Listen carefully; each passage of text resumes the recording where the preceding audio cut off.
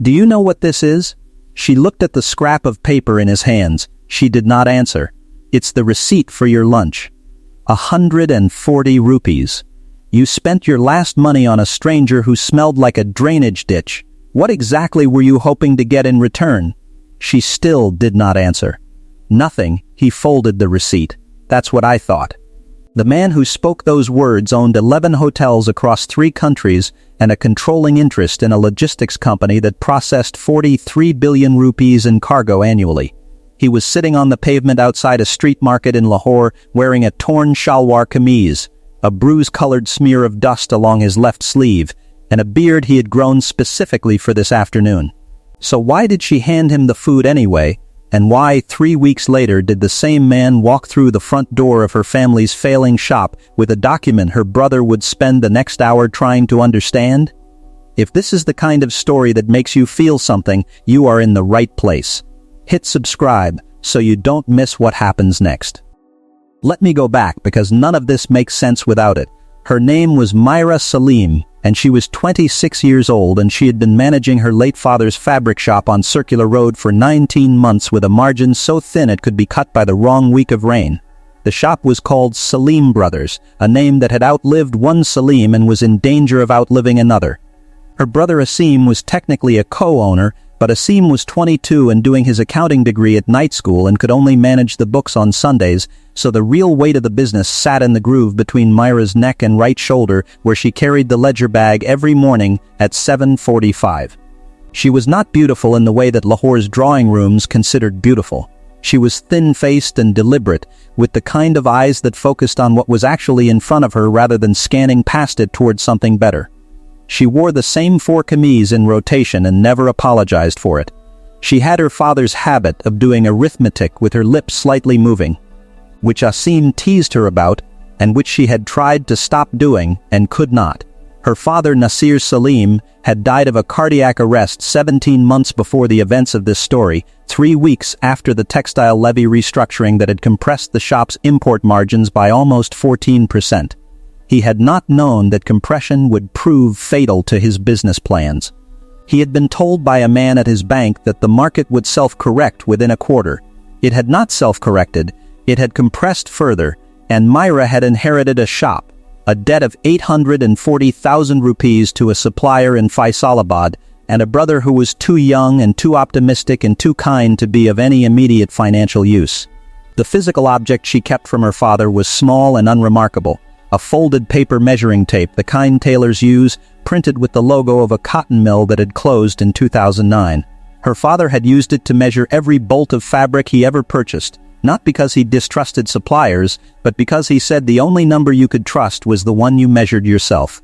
It was fraying at the 40-centimeter mark, where he had folded it the same way 10,000 times. Myra kept it in the front pocket of her ledger bag and did not use it for measuring. She used it for remembering.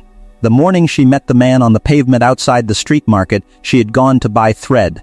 Thread was not a glamorous emergency, but the right shade of rust-orange thread for Mrs.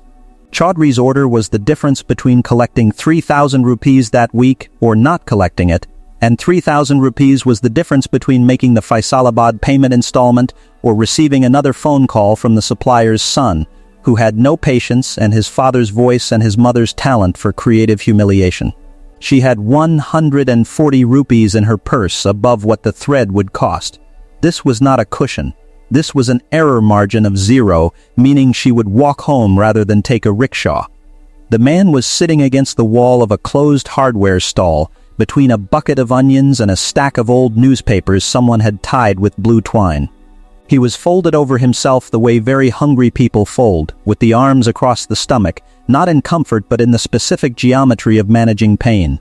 He did not look up when she passed. He did not extend his hand. He did not say anything. He was simply there, in the posture of someone who had stopped expecting responses. Myra had passed 3 beggars since leaving the shop that morning. She had not stopped for any of them. She understood, in the abstract way that people understand things they live near and cannot fix, that stopping every time would be financially ruinous and emotionally unworkable. She knew this. She had been practical her entire adult life. Practicality was the one resource she had in surplus. She bought the thread. She walked back past the onion bucket. She stopped. There was nothing that explained what she did next except that the man had not asked. He was not performing suffering, he was just suffering, in the particular undramatic way of someone who no longer expects an audience. She went to the paratha stall 12 steps further along the lane, bought 2 parathas and a cup of lentil soup, and carried them back. "Here," she said, and set the food on the newspaper stack beside him. He looked up then. His eyes were a light, unusual brown, almost amber, and they were extraordinarily alert for someone who had been sitting in that posture. He looked at the food, he looked at her, he said, "Do you know what this is?" She thought he was asking about the food, which was self-evident, so she did not answer. He held up the receipt. The paratha stall owner had tucked it into the bag without being asked, which was a habit of his she had never before found relevant. "It's the receipt for your lunch," he said. 140 rupees. You spent your last money on a stranger who smelled like a drainage ditch. What exactly were you hoping to get in return?" She looked at him steadily for a moment. "I wasn't hoping to get anything," she said. "You looked hungry. And now? And now you have food." She picked up her ledger bag. "Eat while it's warm." She walked home. It was 41 minutes. Her feet hurt in the flat-soled shoes that had developed a split along the inner heel she kept meaning to have repaired and had not yet found the 17 minutes it would require. She thought about Mrs. Chaudhry's thread.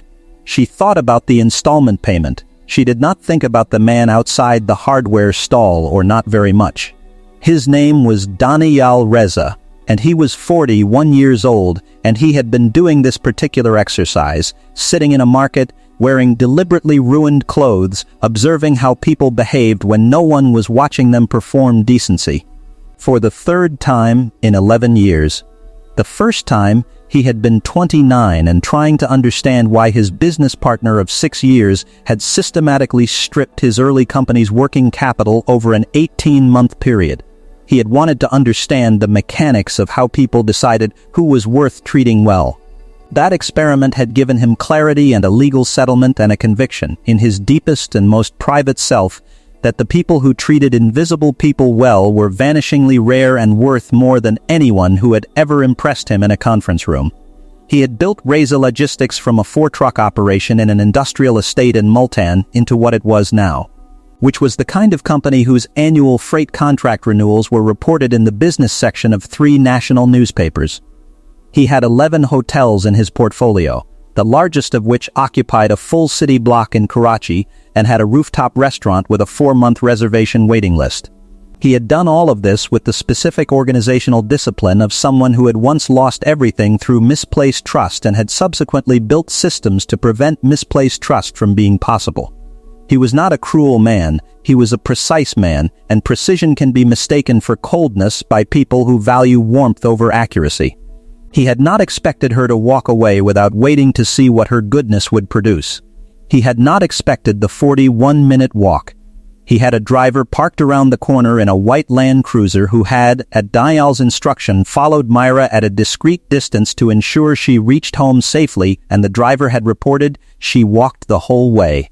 Went into a fabric shop on Circular Road, flipped the sign to open, and started measuring cloth.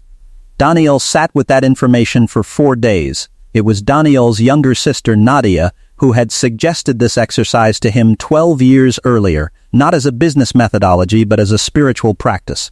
She had read something in a book she found at a used stall near their old neighborhood in Multan, something about how character is what people do when no reward is visible, and she had said to him, "You should go find out who treats the invisible person well. That's the only person worth trusting." He had thought it was the kind of thing that sounded profound in a book and was impractical in the actual world. He had been wrong. He had become a man who arranged his entire inner circle around this principle.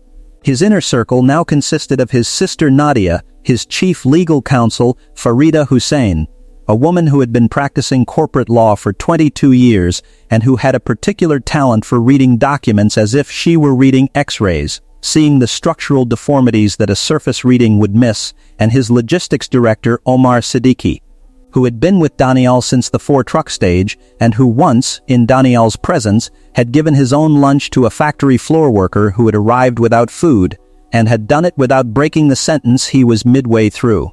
These were the three people Daniel trusted at the level of bone. His mother was a different matter. Rubina Reza was 64 years old and had been formidably certain about all things since approximately 1987. She had opinions about thread counts, about the appropriate age at which a son should marry, about the moral character of families based on their postal address, and about the precise social register of every woman in Lahore whom she had ever encountered at a wedding, a funeral, or a dinner party. She was not malicious, she was specific, which is sometimes worse. She had been presenting Daniel with marriage candidates for 6 years, with the focused persistence of someone who had decided that her primary professional obligation was the succession of family. Daniel had deflected all of them with a patience that cost him more energy than any quarterly board meeting. The deflections were getting harder, not easier. Rubina had recently escalated to presenting dossiers, which was a development he had not anticipated and which he suspected Nadia found privately hilarious. 4 days after the pavement market, Daniel drove himself to Circular Road. He did not take the Land Cruiser. He took a 7-year-old Suzuki that belonged to his driver's cousin and parked it in the narrow lane behind the row of fabric shops. He was wearing ordinary clothes, good quality, but not identifiably expensive, the kind of thing that reads as respectable without signaling anything. He walked into Salim Brothers at 10:43 in the morning. The shop was narrow and long, with bolts of fabric stacked floor to ceiling on both sides, organized by color in a system that was clearly deliberate but legible only to someone who already understood it. The smell was cotton and lanolin and old wood. A ceiling fan turned slowly, pushing the September heat around without reducing it.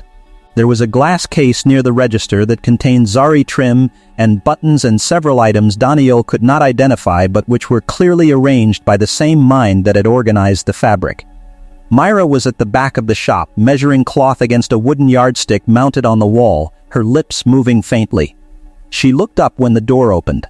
She registered a customer, and the register of her expression shifted into the particular focused courtesy of someone running a small business, which is a distinct thing from warmth and more durable. She did not recognize him. He had expected this. He looked different in regular clothes, without 3 days of deliberate outdoor sitting and the dust he had applied to his sleeve with a rag before the experiment.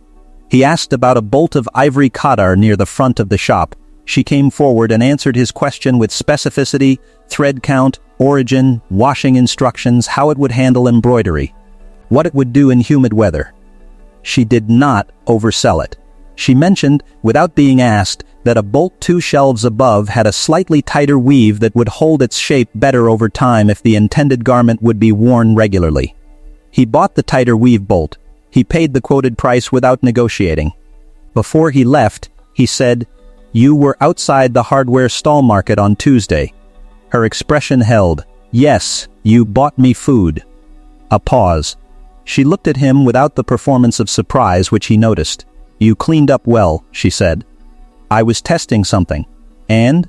"You passed." He set a business card on the glass case. "I'd like to talk to you about your shop if you're willing."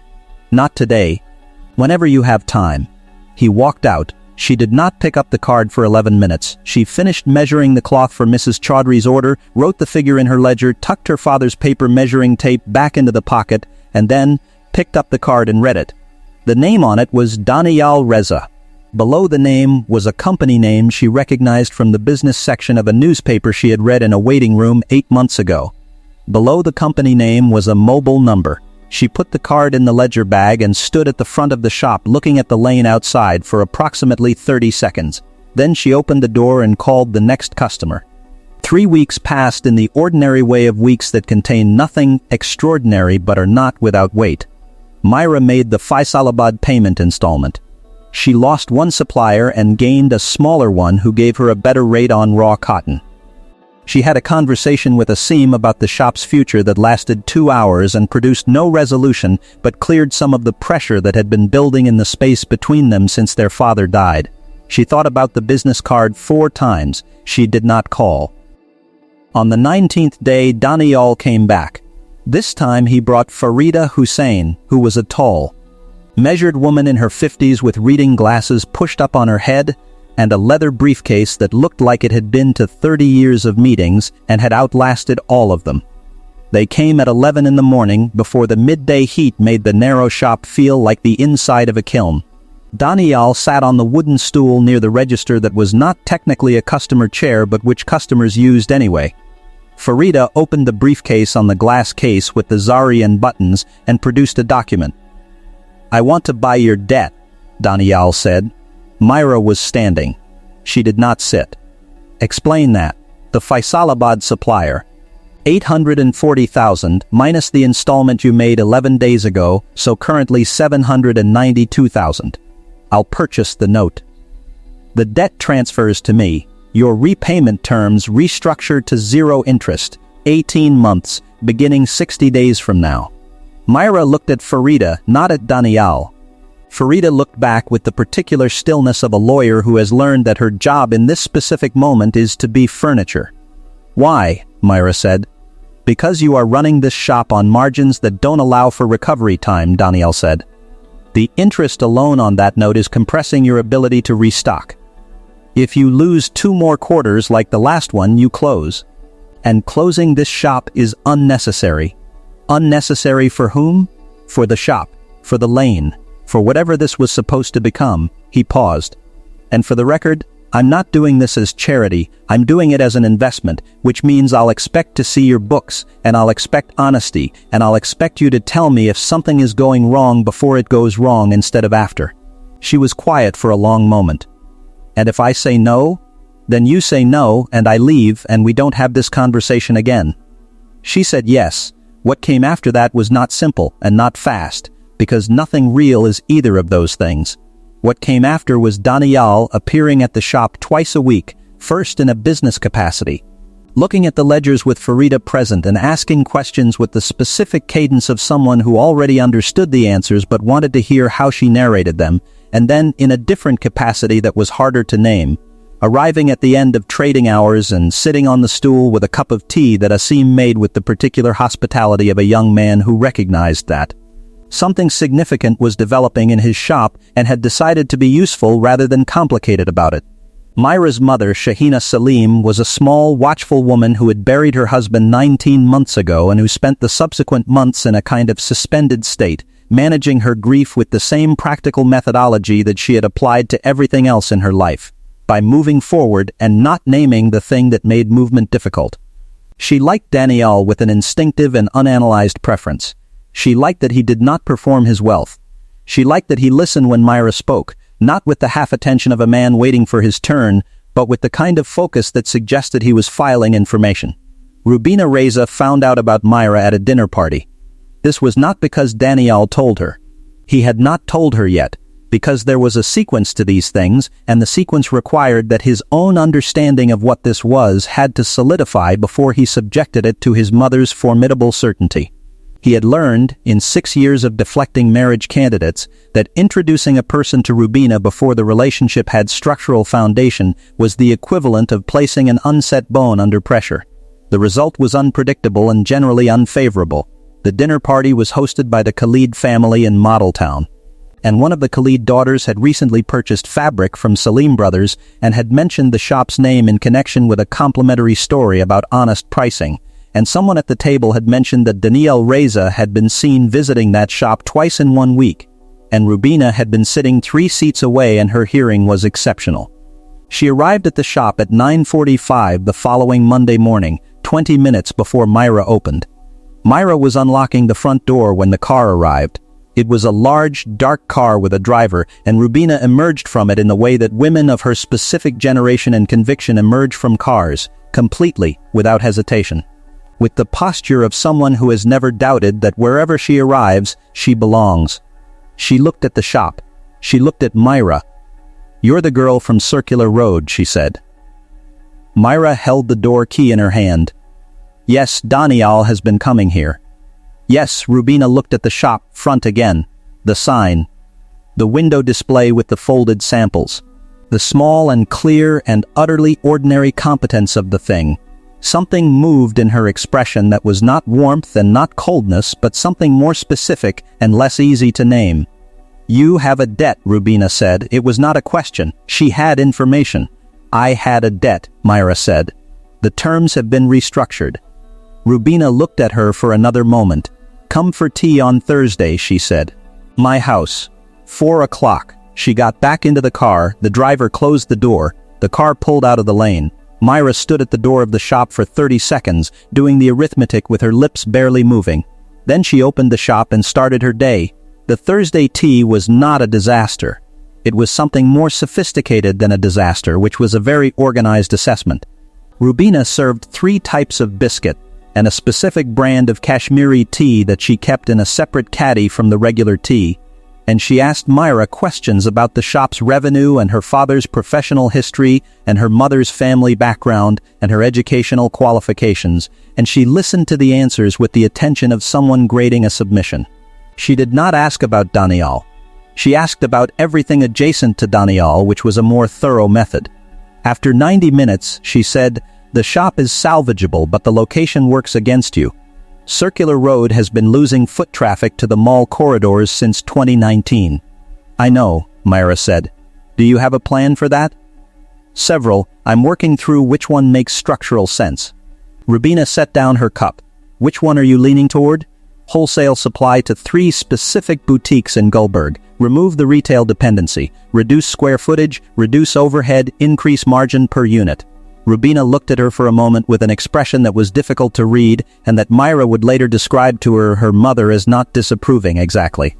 "Daniel doesn't explain things to me," Rubina said. "He does things and tells me afterward. It's an old habit and I have not been able to correct it." "I noticed that about him," Myra said. A pause. "The tea was very good," Myra added. Rubina's expression moved in a direction that was possibly the outer edge of amusement. "It's from a shop in Sadar that has been there for 40 years. I'll have the driver note the address for you." She had the driver note the address. Daniel's proposal, when it came 2 months and 11 days later, was not a dramatic production. He was at the shop on a Thursday evening after closing time, and Asim had gone to night school and Myra was doing the end-of-day ledger, and Daniel was sitting on the stool and not pretending to have a specific reason to still be there, and he said, "I want to marry you." She kept writing in the ledger for 3 more seconds, completing the figure she was on. Because she had her father's discipline about numbers and incomplete figures, then she put down the pen and looked at him. "Your mother already asked me," she said. "I know. She told me last week." "She told you last week and you're only asking now?" "I wanted to be sure I was asking because I wanted to, not because she wanted me to." Myra looked at him for a long moment. "Are you sure?" "Yes, then yes," she said, and picked up the pen and returned to the ledger. He sat on the stool for another 40 minutes while she finished the accounts. When she was done, she put her father's paper measuring tape into her pocket, picked up the ledger bag, and they walked out together and locked the shop. That was the beginning of the next part of the story. And it was not yet the complicated part. The complicated part was still being assembled in a different part of the city by someone they had not yet met. His name was Kamran Manzoor, and he was 37 years old. And he was the kind of man who had identified very early in life that the easiest resource to leverage was other people's desire to be recognized. He drove a silver Mercedes E-Class and wore a watch that cost more than most people earned in 3 months, and told a story about a boat he had once spent a weekend on, never the same boat twice, which was a detail that people generally failed to notice. He was tall and well-dressed, and he spoke with the fluency of someone who has learned that confidence delivered at sufficient speed is indistinguishable from knowledge. He had known Rubina Reza's niece, Sumbul, from university, and it was through Sumbul that he came to the Reza family's awareness, attending a dinner at Rubina's house 6 weeks before Daniel and Myra's engagement was formally announced. He had positioned himself adjacent to Rubina with the specific skill of a man who understood that in families with concentrated wealth. The path to access ran through the matriarch. He arrived at that dinner with a very precise agenda.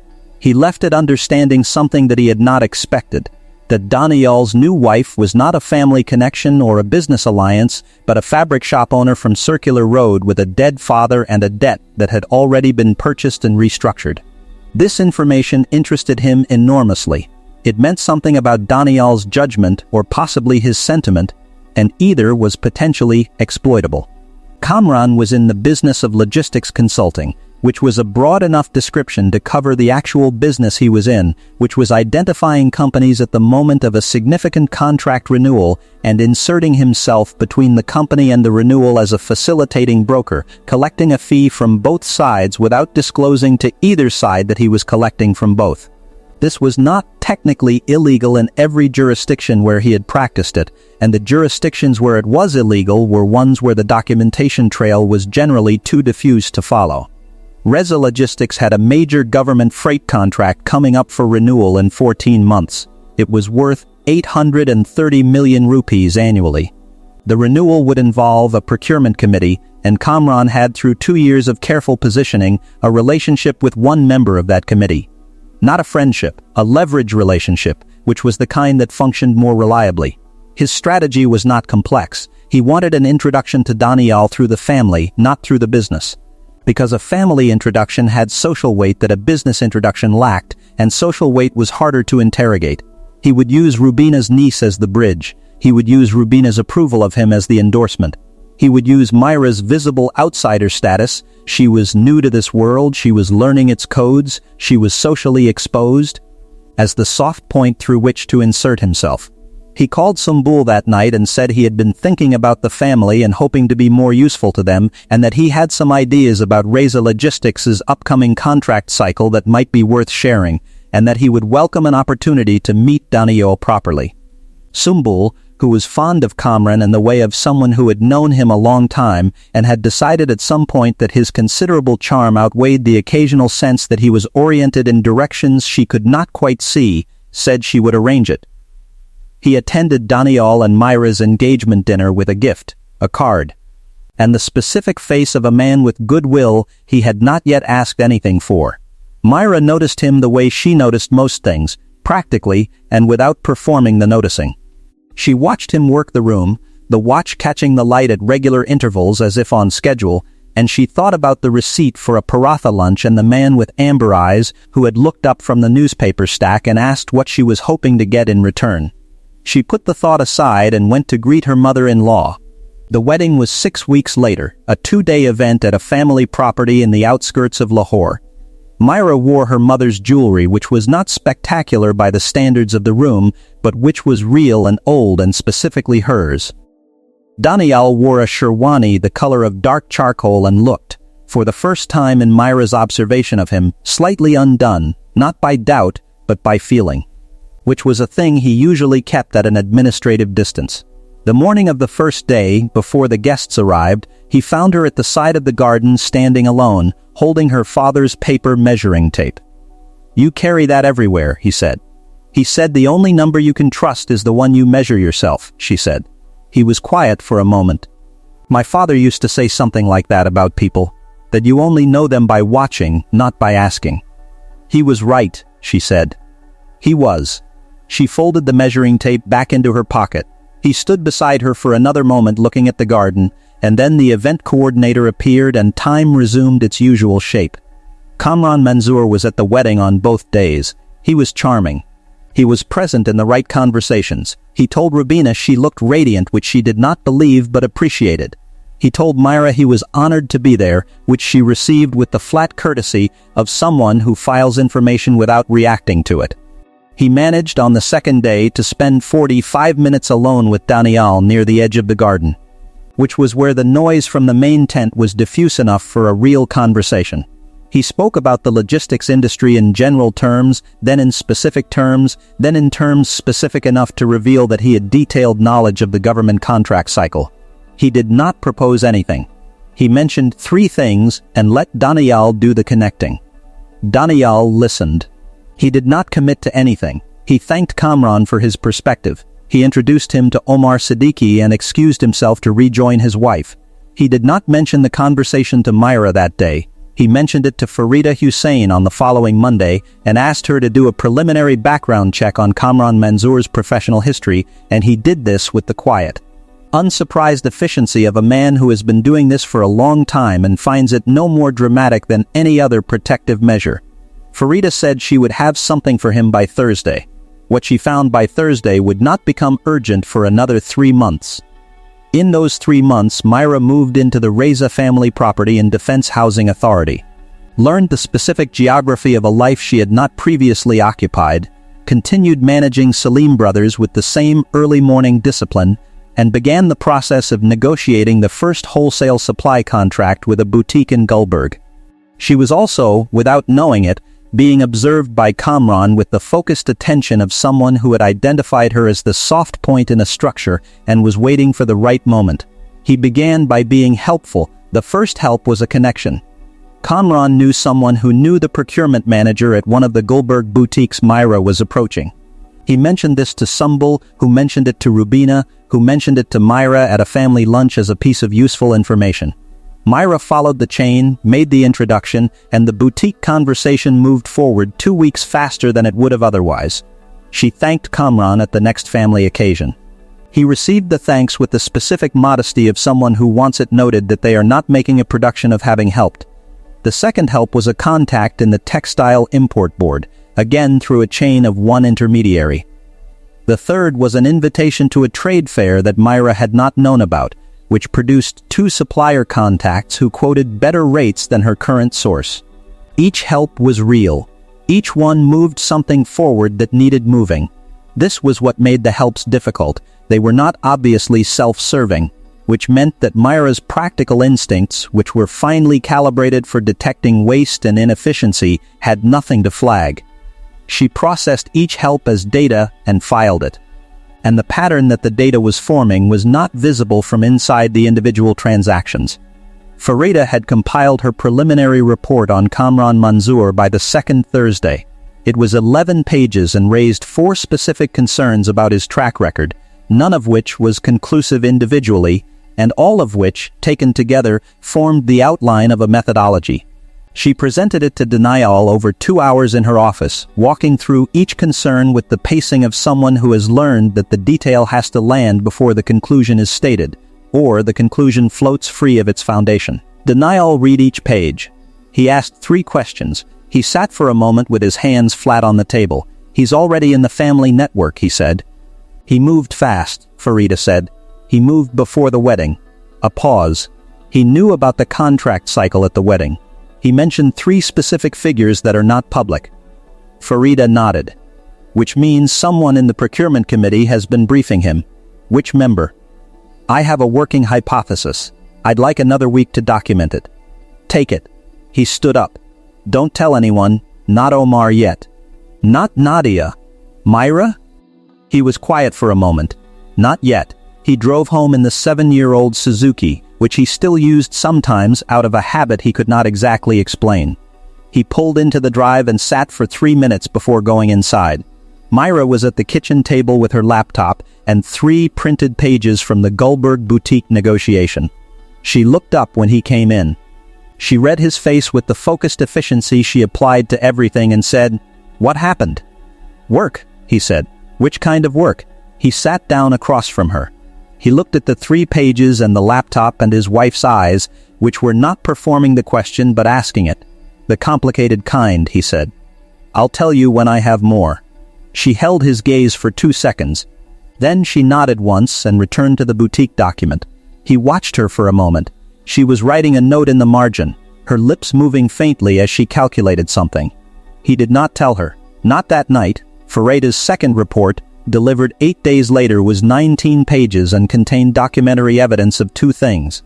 The first was that Kamran Manzoor had, in the previous 5 years, acted as an undisclosed dual-agent broker in procurement negotiations for 4 separate logistics companies, collecting facilitation fees from both the company and the government committee contact, without disclosure to either party, and that 2 of those companies had subsequently lost their government contracts at the following renewal cycle under circumstances that remained technically unexplained.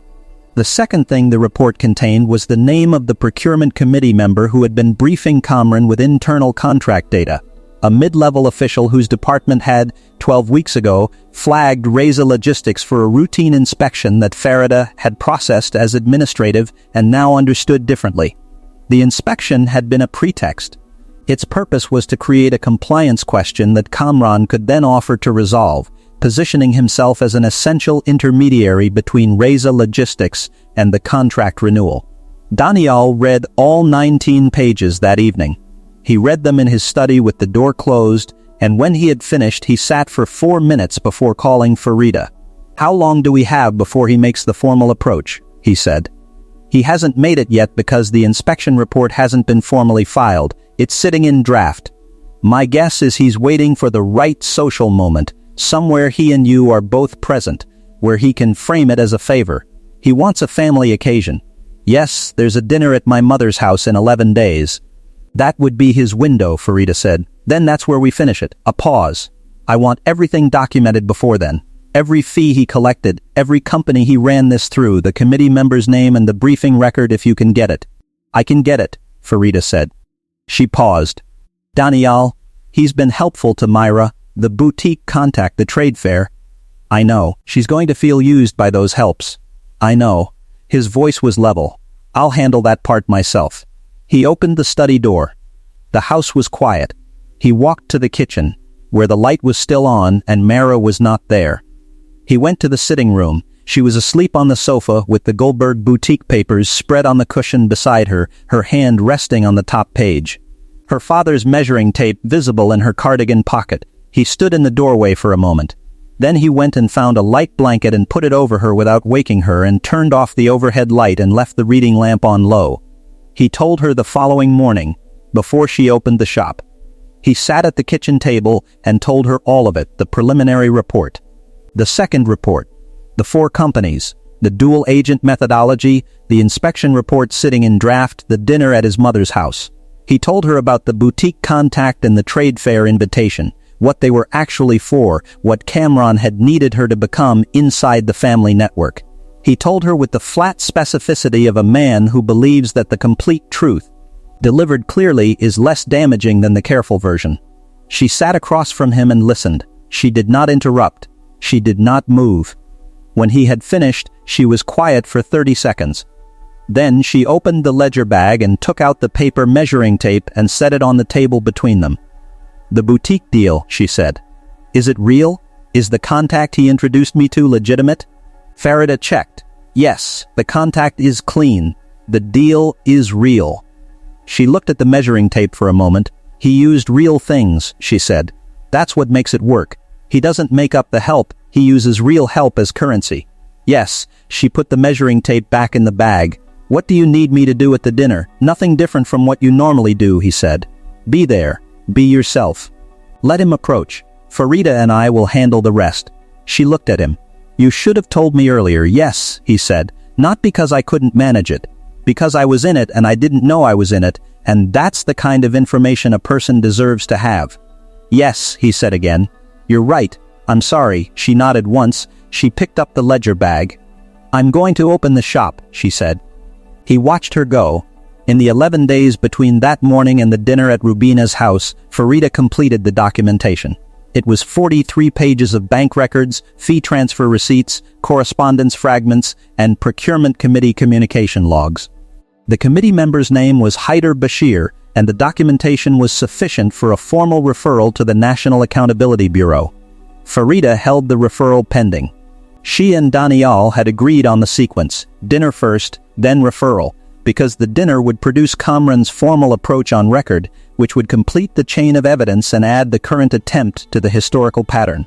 Omar Siddiqui was told on the 7th day. He sat with the information for approximately 12 seconds before asking one question: "What do you need from me?"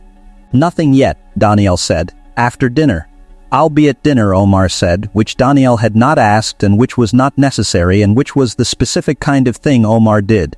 Rubina was not told. This was the most difficult decision Daniel had made in the 11 days, because his mother was not stupid and she was deeply invested in the social structure that Kamran had worked his way into.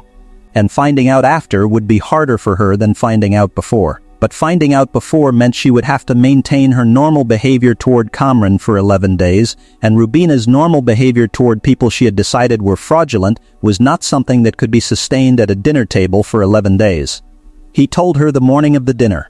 He gave her 4 hours to process it. He sat with her for the first hour while she was angry, which she was entitled to be, And then while she was specific and pointed and precise about what she would say to Sumbul's family, and then while she was quiet in the way of someone who has moved through the emotion and arrived at the operational layer underneath.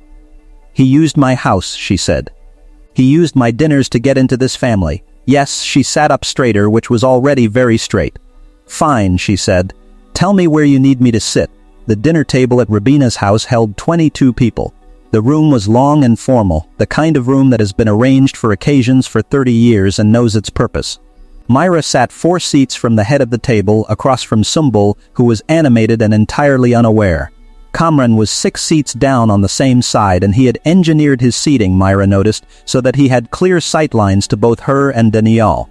Rubina sat at the head of the table. The first hour was food and the normal registers of conversation, family news. A recent wedding in a connected family, the price of mangoes, Sumbul's upcoming trip to Istanbul. Kamran was pleasant and present, telling a story about a meeting he had attended in Karachi that involved a government official and a minor miscommunication about a freight schedule, and the story was calculated to demonstrate familiarity with exactly the world Daniel inhabited. Myra ate her food. She made conversation with the woman on her right, who was Daniel's cousin, a pleasant woman who worked in architecture and who had opinions about the new development along the canal road. She did not look at Kamran unless he spoke to her directly. She kept her face ordinary. After the main course, when the tea was being brought and the table had loosened into smaller conversations, Kamran moved. He came around the table in the way of someone circulating naturally, stopped beside Daniel and sat in the chair vacated by a guest who had gone to the washroom. I've been hoping for a chance to speak properly, he said. Daniel looked at him. Go ahead. The contract renewal cycle. I assume you've been briefed on the inspection flag? I have. It's an administrative issue. The kind of thing that can be handled without going through the formal process if there's a facilitating relationship in place with the committee. I have that relationship. A pause. I want to be useful to this family. I think we can both see the value in that. Daniel said, what would it cost? A facilitation fee. Standard for this type of engagement. I can give you the figure in writing if you prefer. I do prefer, Daniel said. Farida? Farida Hussein, who had been sitting at the far end of the table and who had, at this precise moment, a folder on her lap that she had carried inside her handbag, stood up and walked the length of the room. She set the folder on the table between Daniel and Kamran. Kamran looked at the folder. His expression did not collapse. It went careful, which was different, the expression of a man doing rapid calculation. That folder, Daniel said, contains the bank records from your fee collections at 4 companies over the past 5 years. It contains the communication logs between you and Haider Bashir, which include the internal contract documents he forwarded to you, which are classified procurement materials. It contains the draft inspection report, which has today been formally filed, not deferred, filed, through a separate channel that does not involve your relationship with Bashir. A pause. It also contains a referral to the NAB, which was submitted this morning. The table had gone quiet. Not all at once, conversation around them continued for another few seconds, then registered the quality of the silence at the center and stopped. Kamran was still looking at the folder. You can't prove intent, he said, and his voice was steady, but it was the steadiness of someone spending a resource they might need later. We can prove the transactions, Farida said. Intent is the prosecutor's problem. The documentation is ours. This family, he started, has nothing further to do with this conversation, Daniel said, which is now finished. He had said, in the cold open of this story, though they were not yet there, in the sequence of telling, do you know what this is? And here, at the dinner table of the woman whose house he had used as his mechanism. That was precisely the question being answered, not in triumph, in the flat measured way of a man who has documented something and is simply reading the record. Kamran stood. He picked up neither the folder nor its contents. He walked to the side of the table where Rubina sat and began to say something. Rubina looked at him with the expression of a woman who has been given 4 hours and has used them well. You sat at my table, she said, twice, and used it. He did not answer. You should go, she said. He went. His chair scraped back from the table where he had been sitting before, and the sound of it was the specific sound of a door closing. And the table sat in a stillness for exactly 4 seconds before Rubina picked up her tea and said, in her normal voice, "Who wants dessert?" And the room resumed. Sumbul cried, at the end of the evening, in the corridor outside the kitchen, not loudly but with the specific exhaustion of someone who is angry at themselves for having been the bridge. Myra found her there and stood beside her without filling the space with words, which was what Sumbul needed, and after 3 minutes Sumbul said, "I didn't know." "I know," Myra said. I thought he was just ambitious. I thought it was normal ambitious. There's a version of what he does that's hard to see until it's assembled," Myra said. "You weren't looking for it." Sumbul looked at her. "You don't seem surprised. About any of it." "I am a little. About how long it went on without being stopped." She paused, but not about the type. "I know the type." She did not explain further. She walked Sumbul back to the main room and poured her tea. Haider Bashir resigned from the procurement committee 6 days after the NAB referral, which was the fastest anyone at Farida's firm could recall a committee member processing the arrival of formal documentation. He retained a lawyer that afternoon. His lawyer issued a statement the following morning describing the situation as a professional misunderstanding, which was the kind of statement that satisfied no one and was understood by everyone. The inspection report that had been filed against Reza Logistics was reviewed by a fresh committee. The compliance question at its center was, as Farida had assessed from the beginning, administrative, a labeling protocol that had been updated by regulation 18 months prior and that Reza Logistics had implemented correctly but not in the specific documentation format the updated protocol technically required. The format issue was resolved in 3 working days. The inspection flag was cleared. The government freight contract was not affected. Its renewal cycle proceeded on schedule 9 months later and was renewed for 3 years at a value of 870 million rupees annually, 40 million more than the previous cycle, because the committee that evaluated it had no compromised members and read the submission the way a submission is supposed to be read, on its merits. Kamran Manzoor's NAB case moved through the preliminary evidence stage and was accepted for full investigation. This process took 11 months, which is the normal pace of these things, and in those 11 months Kamran retained 3 lawyers sequentially, each of whom examined the documentation and quietly communicated to him through the specific phrasing lawyers use for uncomfortable news, that the documentation was thorough. He did not find a 4th lawyer who told him otherwise. He had, across the 4 companies he had operated this methodology through, collected a total of 31 million rupees in undisclosed facilitation fees.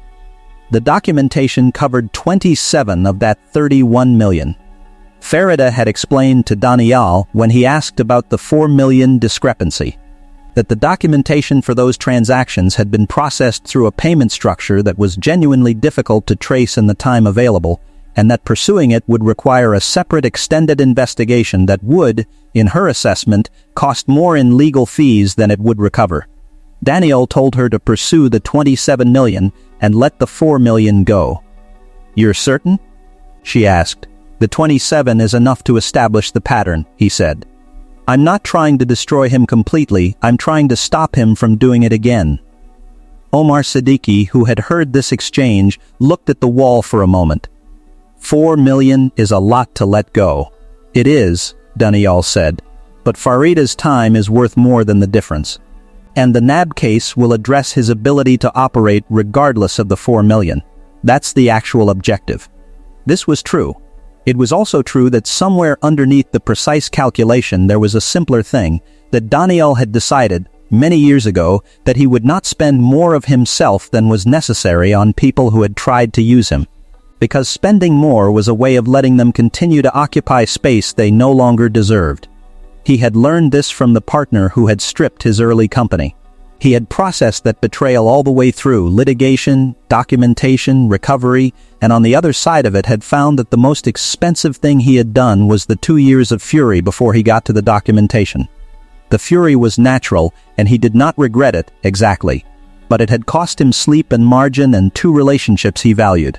And he had decided afterward that he would try, wherever possible, to move faster to the documentation layer and spend less time at the fury layer. He was not always successful, but he was better at it than he had been. Myra's Goldberg boutique contract was signed 6 weeks after the dinner. The procurement contact Kamran had introduced her to was, as Farida had verified, clean. A legitimate buyer at a reputable boutique who had no connection to Kamran's actual operations and who had been a genuine introduction made precisely because genuine introductions were the currency Kamran used to buy proximity. The irony was not small, and Myra sat with it for a few days, that the most functional help she had received in building the Salim brothers' restructure had come from the man who was also trying to use her as an access point. She could not decide if this was darkly funny or simply the way things worked. She discussed it with her mother over the phone one evening, not the whole story. Shahina did not need all of it, but the shape of it. Someone helped me and also tried to take advantage of the family, she said. The help was real even though the intentions weren't. Shahina was quiet for a moment. Does the help stop working because the intention was bad? No, Myra said. That's what I'm sitting with. Then take the help, Shahina said. Return it in some other direction. That's how these things balance. Myra finished the call and looked at her ledger. The Goldberg contract was worth 90,000 rupees per quarter in the first year, with a performance clause that escalated to 130,000 if the minimum order volumes were met. They would be met. She had already priced the stock. She took out the paper measuring tape and looked at the fraying at the 40-centimeter mark. The only number you can trust is the one you measure yourself. She had measured herself, and she had measured the situation, and she had measured Daniel with the same methodology she applied to bolt counts and margin calculations, and the numbers held. 3 weeks after the Goldberg contract was signed, Rubina came to the shop. She came alone, without the driver, in a smaller car that Myra had not seen before. She arrived at 11 and spent 45 minutes moving through the bolts of fabric with the attention of someone who is not shopping, but inspecting, touching each one, reading the weave with her fingertips. At the end of the 45 minutes, she selected a bolt of deep green silk and asked Myra to cut 3 meters. Myra cut 3 meters. She used the yardstick on the wall for the measurement, not the paper measuring tape, which was not for measuring anymore, as she had explained to Daniel and now said again quietly to herself as she cut. Rubina watched her cut. She watched her fold the silk and wrap it and write the figure in the ledger. You didn't fall apart, Rubina said. It was not a compliment exactly, it was an observation. No, Myra said, when Daniel told you about Kamran, you didn't fall apart. There wasn't time, Myra said, and falling apart doesn't shorten the distance. Rubina took the wrapped silk. She set the payment on the counter, the exact amount, no negotiation. Your father had a measuring tape, she said. Myra looked up. Yes, how did you know? Daniel told me. He said you keep it in your pocket and it isn't for measuring anymore. Myra waited. My husband kept a small notebook, Rubina said. He wrote down the name of every person who had helped him since childhood. When he died, I read the notebook. There were 63 names. She picked up the wrapped fabric. Some of them I recognized, most I didn't. He had never told me most of them. She paused. That's the kind of man he was. She walked to the door. She stopped. Daniel is like him, she said. Not in all the ways I'd prefer, but in the ones that matter. She went out. The door settled behind her. Myra stood at the counter for a moment. Then she took the paper measuring tape out of her pocket and looked at it. At the fraying at the 40-centimeter mark, at the printed logo of the closed mill, at the specific worn shape it had taken from being folded the same way 10,000 times. She thought about 63 names. She thought about what it meant to be that kind of person. Not the person with the name in the notebook, but the person who kept the notebook. She put the measuring tape back and opened the ledger to the next page. 2 months after the contract renewal, Daniel made 2 decisions that he announced at a board meeting and that were reported, briefly, in the business section of 2 national newspapers. The first was the expansion of Reza Logistics' regional freight network to include a new hub in Dera Ghazi Khan, which would add direct employment for 412 workers and indirect supply chain employment for approximately 900 more. The hub was in a region that had, for structural reasons related to road infrastructure investment patterns, lower than average formal employment density, and the expansion was specifically sized to address a gap that the company's logistics modeling had identified as both operationally useful and socially significant. Daniel did not make this secondary calculation public. It existed in the internal documentation and in the conversation he had with Omar about it, and that was enough. The second decision was the restitution structure from the NAB proceedings, which had reached a preliminary settlement agreement. Of the 27 million rupees in documented fees, 15 million would be returned to the four companies in proportion to the documented amounts they had been defrauded, through a restitution mechanism Fareda had negotiated into the settlement. The remaining 12 million would be directed to a fund Fareda had structured for exactly this kind of outcome. One that Daniel had established 3 years prior after the conclusion of a different case, a fund that paid the legal costs of small business owners in the logistics and textile sectors who were pursuing legitimate regulatory disputes but could not afford extended legal engagement. This was not announced publicly. The settlement terms were filed. The fund transfer was processed. The 12 million moved where it needed to move. Myra found out about the fund through Fareda, who mentioned it not as significant news but as a practical detail in a longer conversation about the settlement structure. Myra said nothing about it that evening. The following morning she asked Daniel, at the kitchen table over tea, how long the fund had existed. 3 years, he said. How much has gone into it altogether? 41 million over 3 years. From 3 different settlements. She held her cup. You never mentioned it. It's not something I mention. She looked at him for a moment. He was reading a report, his glasses pushed up in the same way Fareda wore hers, a habit she had recently noticed they shared. That's the kind of man you are, she said. He looked up. What? Nothing, she said. Drink your tea. Salim Brothers did not close. It did not become a different shop. It became a better version of what it had always been. A fabric shop on Circular Road, narrower than it looked from outside, with bolts organized by color in a system legible only to the people who ran it, a glass case of trim and buttons, a ceiling fan, a wooden yardstick mounted on the wall. Myra continued to open it at 7:45 most mornings, continued to carry the ledger bag, continued to write figures in the margins with her lips moving faintly when the calculation was long. The Gullberg boutique contract extended. A second boutique came through a referral from the first. By the end of the following year, the retail footprint had reduced and the wholesale margin had expanded, and the 840,000 rupee debt that had been the defining fact of the shop's situation was fully resolved. The last payment made on a Tuesday morning in March, and Myra processed the confirmation on her phone while standing in the shop with no particular ceremony, wrote the figure in the ledger, and called Asim to tell him. Asim said something dramatic, which was his nature, and she listened to it and felt something that was not dramatic at all but was real. The particular solid satisfaction of a number that measures. Her father's paper measuring tape is still in the front pocket of the ledger bag. It is more frayed now at the 40-centimeter mark. She has never had it repaired or replaced. It is not for measuring, it is for remembering. What you have just heard is a story about a woman who spent her last 140 rupees on a person she did not know and expected nothing in return. That part is simple. Most of the things that are actually important are simple at their center, even when everything around them is complicated. What makes this story worth telling, the part that stays, is not the ending.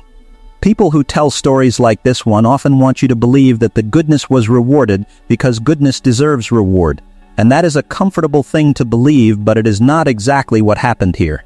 What happened here is that Myra behaved the same way in the market as she behaved in the shop and the boardroom and the family dinner and the corridor where Sumbul cried. Consistent, unperforming, measuring things the way her father taught her. The only number you can trust is the one you measure yourself. The billionaire testing her heart, as the title of this story calls it. He would tell you that what he found in that market was not a good heart, exactly. He would say that goodness is too vague a term. What he found was someone who did not calculate the audience before acting, and that is a rarer thing than goodness and more reliable. There are people in your life right now who are watching how you treat the person from whom you expect nothing. They may be testing you deliberately, they may simply be observing, the way that all of us observe each other and draw conclusions we do not always announce. Either way, the person from whom you expect nothing is receiving the truest version of your character, the version without performance, and that version is the one that compounds. Myra did not know she was being observed. She was not kind to get something back. She was kind because it was raining and the man was hungry and the food was there, and she had it. And then she picked up her ledger bag and walked 41 minutes home in shoes with a split heel, because she had things to do and the day was not finished. If this story stayed with you, come back. We tell stories like this one every week. Stories about what happens when character meets consequence, when the quiet person turns out to be the one the room needed. Subscribe so you don't miss what we put out next. And if you've ever been in a position where you chose the right thing when no one was watching, or almost didn't, tell us in the comments. Those stories deserve to be told too.